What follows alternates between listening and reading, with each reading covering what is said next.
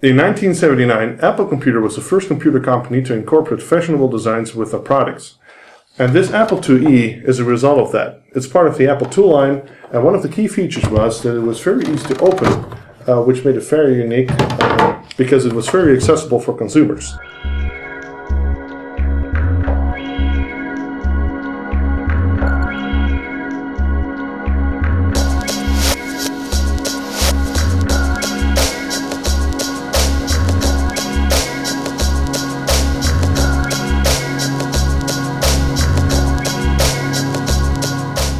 In the beginning of the 80s, Apple wanted their designs to be more serious, and so they sought an external company to make the designs for them. This design contest was won by a company named Frogdesign, which was owned by Helmut Esslinger, and Helmut Esslinger also made designs for Ega and Grundig and Sony and so on.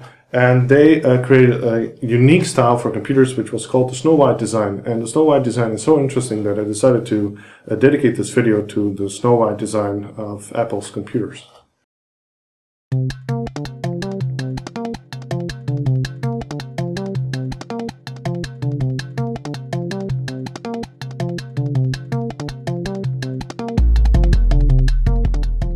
An early example of the Snow White design is this Macintosh 2 CI, and has a lot of the Snow White features. The most prominent feature of the Snow White design are these lines. They're both horizontal and vertical lines, and what you can see is that the air vents that it has are incorporated in the design. So you see, for example, here they're open and here they're closed. Also, what you can see is that, for example, the disk drive is very nice in a recessed line in the case. You see this recessed line, you see it coming back right here. All these lines have the same distance between each other.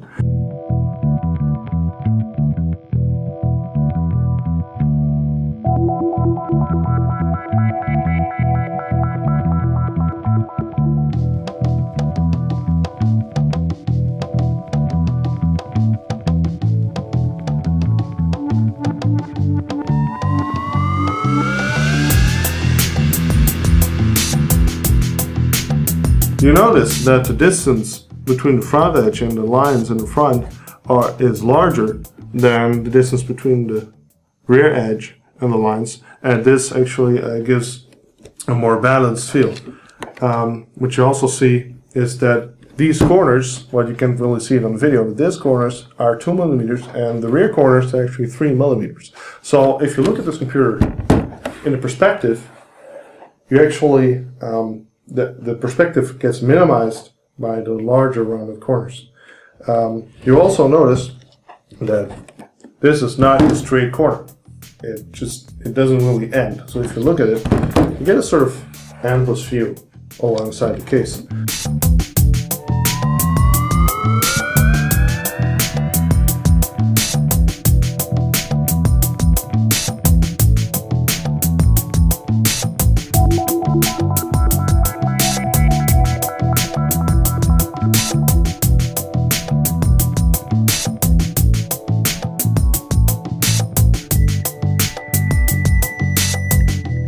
Another nice feature about these cases is that they kept the easy opening of the Apple II.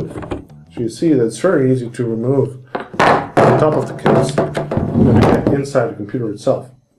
Another nice feature about this computer is that you can use it both as a tower and as a desktop. You see that these little rubber blocks, they're removable actually, and you can also attach them to the holes that are here on the bottom. Interesting thing about this is that actually more people preferred this computer to be used as a tower, to put them under a desk, instead of a desktop shaped computer. This brings us to the finest example of Snow White design, in my opinion, and that is the Macintosh Quadra. And what you can see is that the text here is actually vertically oriented. So what you see on the Macintosh 2C is that the text is still horizontal, and here it's vertical. In this computer, you can also attach the rubber feet on the bottom, so you actually turn into a desktop-shaped computer. And this is really, in my opinion, is one of the most beautiful computer designs ever made. And there are a few reasons for this. First of all, it's complete lack of clutter. Actually, what you see in the Macintosh 2C, you still have these firmware reset buttons. They're very nicely integrated here at the bottom. You don't have this this extra line anymore. Also, what you can see is that the floppy drive opening is exactly aligned to the Snow White lines. This is actually the power LED, and the hard disk LED is located right here. As I said, it's to minimize clutter. The lines are actually horizontally aligned in the front of the computer, and you can see that the orientation between the computers was also meant to be different, because here the lines are horizontal from the long side of the case. Here they're actually horizontal to the short side of the case.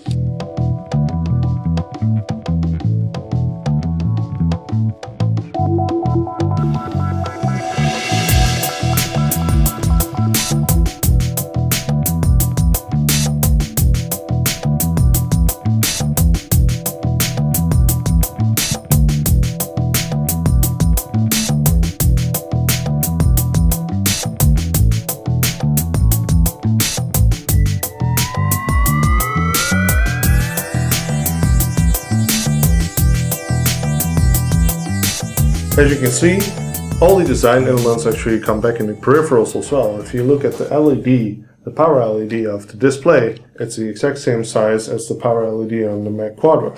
But this is not just limited to the major devices. If you look, for example, at the mouse design, even the connector has this Snow White design elements with these little lines. You can see that it's also very straightforward and very clean design. And this is the mouse that actually fitted with this setup. And even the keyboards were designed in the Snow White fashion. If you look at the Apple Extended Keyboard version 2, you see the exact same design language. It's the same coloring. Here you have the same size LEDs. You also have the diamond cut Apple logo as well.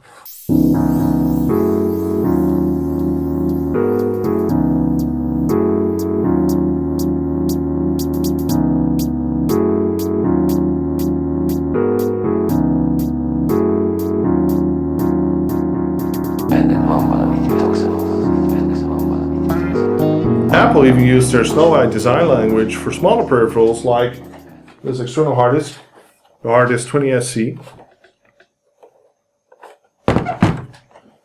Their external compact disc player, and it also started to be copied by external peripheral suppliers. For example, this cutting-edge external hard drive has style elements of the Snow White design. You see the horizontal lines, you see the vertical lines. It's not as sophisticated as Apple's, but manufacturers started manufacturing external peripherals to match Apple's design, of course, to attract the Apple customers. And even printers were designed to use the Apple Snow White design language, as you can see with this image writer too. You see it has very nice solo buttons. It has the 2mm wide lines again, and this is a very nice example of Helmut Esslinger's Snow White design as how he meant it.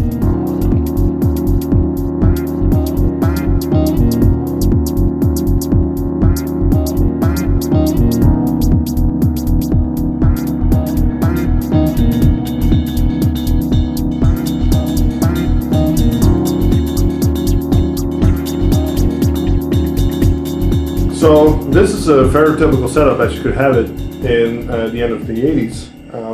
This is the Apple Quadra computer, which is a professional grade computer, Apple color display, Apple image writer, and the Apple Extended Keyboard and the Apple ADB mouse. An interesting detail is that even in the operating system, the Snow White design is represented. As you can see in the title bar, it even features the Snow White design lines. Another fine example of the Snow White design is the Macintosh LC, and this is an original model LC. It's the LC1, and you see that with the flush design, it's almost the same as its early predecessor, the Macintosh Plus. But what you can see is the Macintosh actually didn't get the Snow White design. Although Frogdesign was hired by Apple to make their designs from 1984, and the original Macintosh is actually from 1984, and the Macintosh didn't get the Snow White design because the internal designers at Apple were very proud of their Macintosh designs and didn't want it to get changed. Now, as you can see, this LC is very nice. It has its original matching 12-inch monochrome monitor. This is an Apple keyboard. It's just called Apple Keyboard by Apple, and again the Apple desktop mouse. The name LC stands for low cost color, and these were also available with small color displays.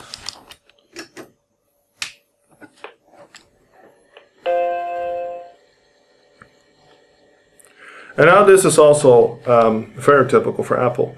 They matched the design of the screen extremely well with the design of the computer. If you look at the side,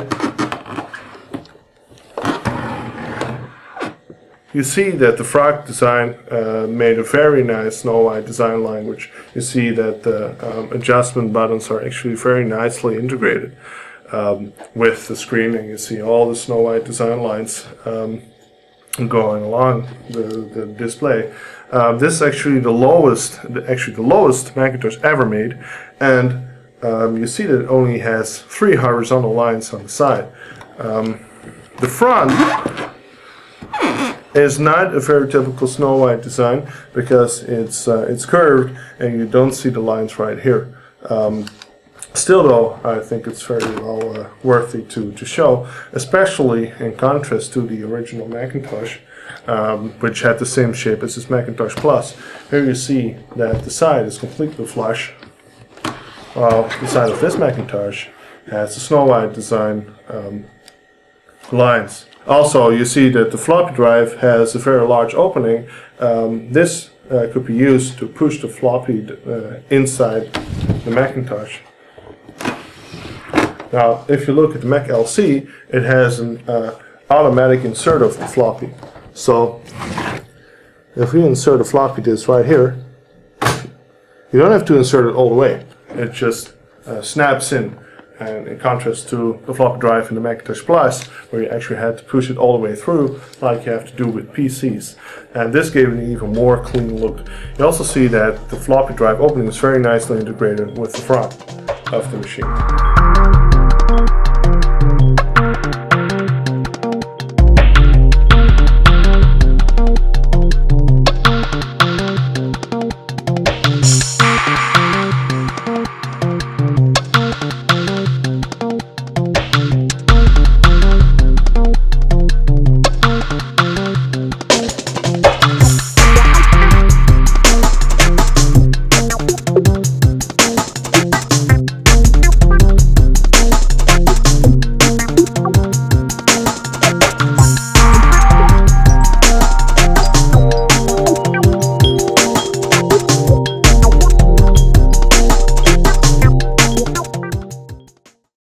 Another nice feature about this computer is that they kept the easy opening feature of the Apple II.